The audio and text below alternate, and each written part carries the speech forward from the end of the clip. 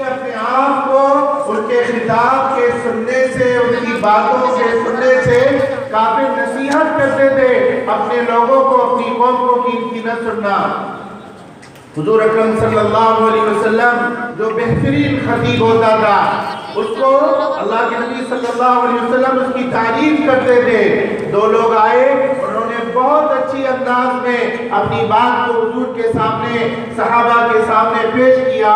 حضور نے فرمایا ان من البیان لسحرا، بعض بیان جادو ہوتے ہیں، جادو کی طرح اثر انداز ہوتے ہیں۔ تو بیان کرنے والوں کی، خطاب کرنے والوں کی، خطیب کی اللہ کے نبی صلی اللہ علیہ وسلم نے تعریف فرمائی۔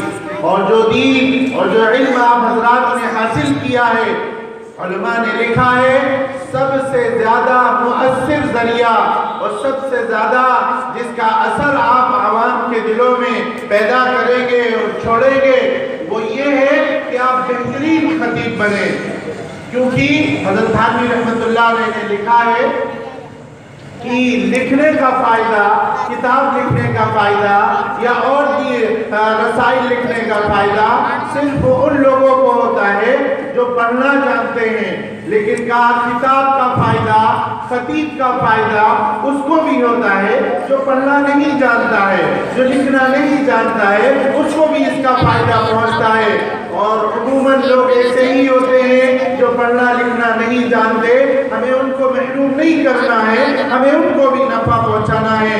لہذا خطیب جو ہے وہ ہر امت مسلمہ کے ہر فرد کو علم کی پیاس، دین کی پیاس اور دینی جذبات ان کے اندر پیدا کر سکتا ہے، پیدا کرنے کی صلاحیت اپنے اندر وہ پیدا کر سکتا ہے۔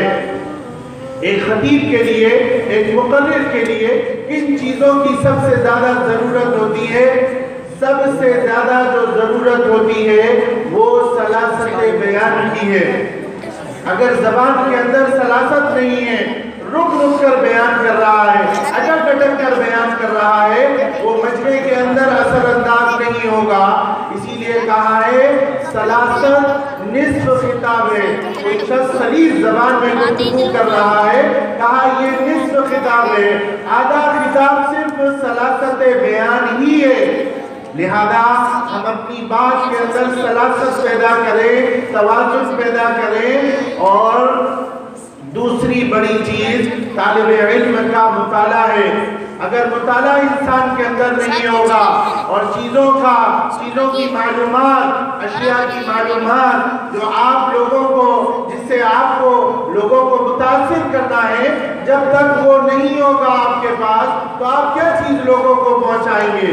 اس لیے کتاب کے اندر سب سے زیادہ ضروری چیز سلاست بیان ہے اور دوسری سب سے زیادہ ضروری چیز مطالعہ ہے۔ جتنا وسعت مطالعہ ہوگا، جتنی کتابیں آپ نے زیادہ پڑھی ہوں گی، اتنا آپ کا بیان زیادہ مؤثر ہوگا اور لوگوں کو زیادہ متاثر کرنے والا ہوگا۔ لہذا آپ ابھی سے عادت ڈالیں کثرت مطالعہ کی، زیادہ مطالعہ کرنے کی۔ اور ایک چیز اور نفع دیتی ہے، کہا جو لوگ اچھے خطیب ہیں، اچھے انداز میں بیان کرنے والے، دنیا کے جو مقرر ہیں، ان لوگوں کی تقریروں کو سنا جائے، ان کے انداز گفتگو کو دیکھا جائے اور اس کو ان کی کہی ہوئی بات جو لوگوں میں زیادہ اثر ڈال رہی ہے اس کو نوٹ کیا جائے۔ مطالعے کے دوران بھی آپ کو جو باتیں محسوس ہوں کہ یہ عوام میں اچھا اثر پیدا کر سکتی ہیں، ان کو نوٹ کیا جائے اور ان کو اپنے بیان میں ان کو نوٹ کر کے ان کو اپنے بیان میں عوام کے سامنے پیش کیا جائے۔ آپ اگر بغیر اور بیان کرنے سے پہلے تیاری کی جائے، ایسا نہیں ہو کہ آپ کسی جلسے میں خطاب کرنے جا رہے ہیں، بغیر تیاری کے، بغیر مضمون کو ذہن میں حاضر کیے ہوئے وہاں پر پہنچ گئے، یقیناً آپ اس کے کامیاب خطیب نہیں ہو سکتے ہیں۔ جس موضوع کا جلسہ ہے، جس موضوع سے اس جلسے کو رکھا گیا ہے، کہا اس موضوع کی تیاری کرنا آپ کے اوپر لازم ہے۔ مثلا جلسہ رکھا گیا ہے علم کی فضیلت پر، قرآن کی فضیلت پر یا کسی اور موضوع پر، ہندوستان کی تاریخ آزادی پر، لہذا آپ اس کے متعلق کی کتابوں میں دیکھیں اس चीजें हमें कहाँ ज्यादा मिलेंगी, उसको छोटी सी पर्ची पर नोट करें और उसके नोट करने के बाद ज़हन के अंदर एक खाका बनाए। लिखा है कि खतीब को 3 तरह की तैयारी करना चाहिए।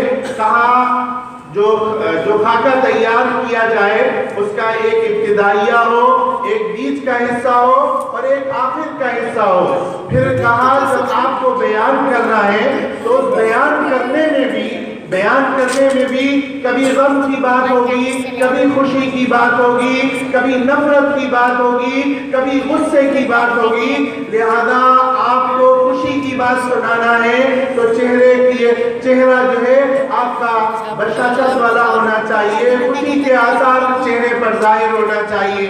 गुस्से की बात है तो कहा चेहरे पर गुस्सा होना चाहिए। नफरत की बात है चेहरे से नफरत का इजहार होना चाहिए। या गम की बात है चेहरे पर गम के आसार नुमाया होना चाहिए। लिहाजा जो बात आप करने जा रहे हैं वो जैसी बात है उसका वैसा चेहरे पर आपके अंदर अगर असर होगा, चेहरे की बनावट वैसी होगी, आपकी बात का असर अवाम के अंदर और ज्यादा होगा। कभी ऐसा होता है खतीब बयान करने जाता है, मजमे के अंदर बुजुर्गान दीन होते हैं, असातिज़ा होते हैं, अंदर खौफ होता है, लेकिन अगर आपकी तैयारी मुकम्मल होगी तो आपको झिझक नहीं महसूस होगी। मश्क इस मैदान की जान है। जितनी ज्यादा आप मश्क करेंगे उतनी ज्यादा आपके अंदर सलाहियत पैदा होगी, अपने माफिज ज़मीर को अदा करने का तरीका आपके अंदर आएगा जितनी आप मश्क करेंगे। लिहाजा अगर बयान करने से पहले आपका जो मज़मून है उसको तन्हाई के अंदर मश्क कर ले तो इंशाअल्लाह आपका खिताब बेहतर होगा, मुअस्सिर होगा। हज़रत मौलाना अबुल कलाम आज़ाद जब बयान करते थे, बयान करने से पहले बल्कि उन्होंने बचपन के वाक़यात लिखे हैं कि अपनी बहनों को जमा कर लेते थे, बच्चों को जमा कर लेते थे और उनके सामने बयान किया करते थे। और बयान करने के बाद ये तसव्वुर करते, बयान करने में ये तसव्वुर करते थे मेरे सामने लाखों का मजमा है, मैं उस मजमे को खिताब कर रहा हूँ। ये जितनी आप मश्क करेंगे उतना ज्यादा असर आपके खिताब के अंदर पैदा होगा।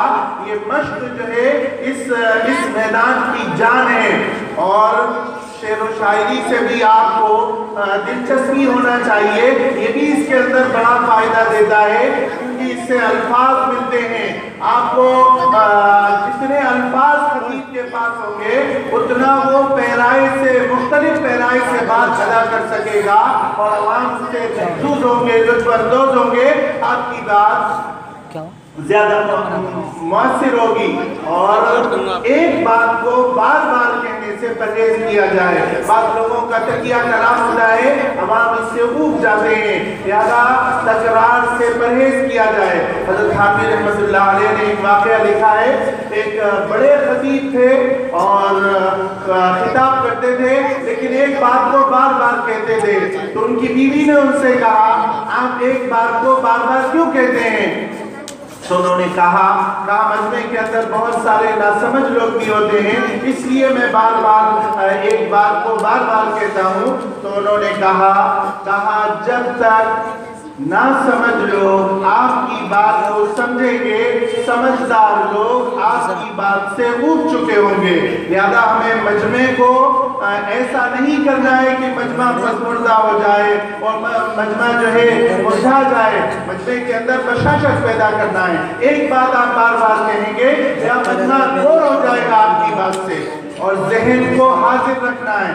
कोई भी आप खिताब कर रहे हैं, आपका जहन मौजूद नहीं है, आपका खिताब मुअस्सिर नहीं होगा, आपको मालूम ही नहीं होगा हम क्या कहते जा रहे हैं, हाजिर दिमागी नहीं है। अभी मोदी का एक बयान आ रहा था, उसमें वो कह रहा था हमारे मुल्क का हर जवान हाजिर दिमागी न होने से कहना कुछ चाह रहा होगा, जबान से कुछ जुमला निकलता है। कहने लगा हमारे मुल्क का हर जवान मुट्ठी को मौत में लेकर पैदा होता है। तो कहना कुछ चाह रहा, अगर हाजिर दिमागी नहीं होगी तो कहना कुछ चाहेगा, जबान से कुछ और बात निकलेगी। लिहाजा आप हजरात जिस मैदान में आपने कदम रखा है इसके अंदर भरपूर सलाहियत पैदा करें।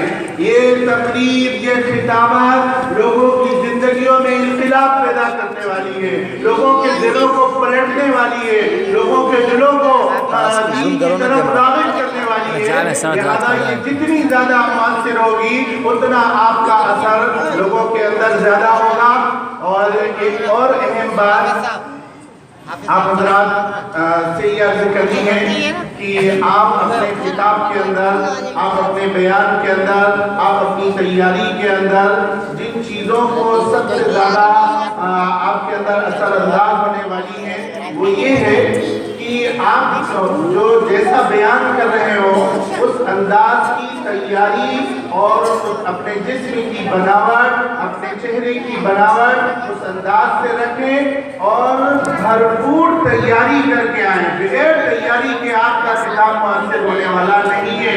और उस मौजू से मुताल्लिक़ तैयारी करें जिस मौजू पे आपका किताब 3 बजे और ये बात भी जरूरी है जब वो बयान कर रहा हो, बयान शुरू किया, हाँ भाई नमाज पढ़ोगे कि नहीं पढ़ोगे, रोजा रखोगे कि नहीं रखोगे, फौरन अमल की तरफ दावत नहीं देना, बल्कि पहले उसको तरगीब के जरिए से उनके दिलों को गरमाना है और गरमाने के बाद आखिर के अंदर अमल की दावत देना है।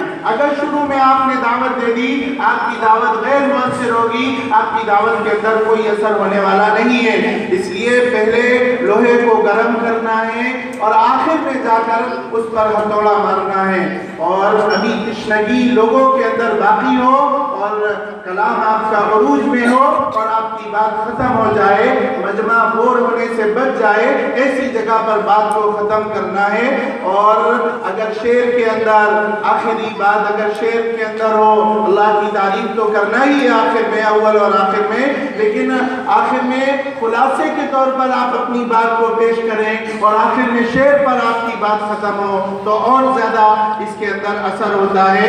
लिहाजा जितनी तैयारी आप हज़रात करके आएंगे उतने अच्छे खतीब बनेंगे, उतना ज़्यादा लोगों को आपके किताब से फ़ायदा पहुँचेगा। बस मैं अपनी चंद बातों पर अपनी बात को ख़त्म करता हूँ। अल्हम्दुलिल्लाह।